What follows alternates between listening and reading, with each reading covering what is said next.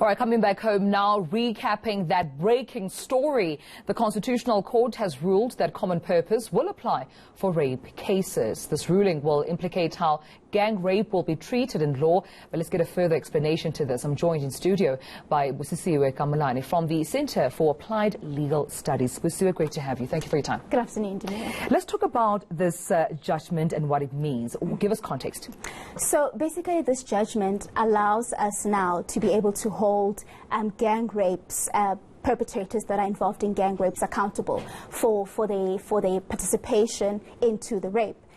Previously, before this landmark judgment today, people that participated in gang rapes could be able to say, well, they are not the ones that physically raped the person, even though they agreed with the group of people to rape the people. So that's how they escape criminal liability. Right. Or they could be charged as an accomplice, right?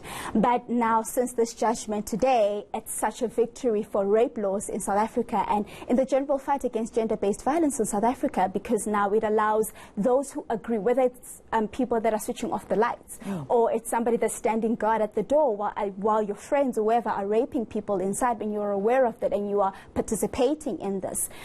So this judgment says that you are equally as liable for switching off the lights to allow other people to be able to rape in the building. Yeah. One would say this is quite a historic judgment, especially for sexual violence survivors. Absolutely. And this was after Mr. Chabalala and Mr. Nduli had tried to bring this to the court's attention. But however, I see that what the court judgment is saying is that there's a bigger power play here, patriarchy at play here, which the law is taking very seriously. Exactly. So the arguments that the Center for Applied Legal Studies were making was that we need to understand rape for what it really is. Rape is a power crime, right? We need to understand, and the main judgment as well as the second judgment, because there's three concurrent judgments in this, agrees to say that rape is a power crime, it's a violent crime, it's a gendered crime. So we need to understand rape for what it really is. And if we understand rape for what it really is, then the argument of saying that you need the instrumentality of your body to commit the rape falls away. It's a flawed argument, because then it doesn't understand the context to which rape is and the context to which rape occurs,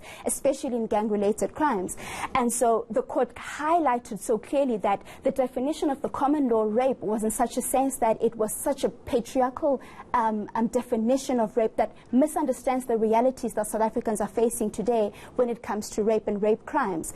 And so this is a big shift and a big jump for us to be able to fight against gender-based violence in South Africa, to be able to respond correctly, at least in one step in terms of our laws in this country, to be able to recognize that if you're going to participate, if you're going to agree with a group to commit these kind of crimes, you should be held equally liable for these crimes and not escape liability merely because it wasn't your penis that penetrated the victim. All right, we'll have to leave it at that. Thank you so much for joining us right here. Thank you. Busisiwe Kamolane joining us right here from the KELS. This is an organization which is quite ecstatic and happy that this judgment has been placed by the Constitutional Court.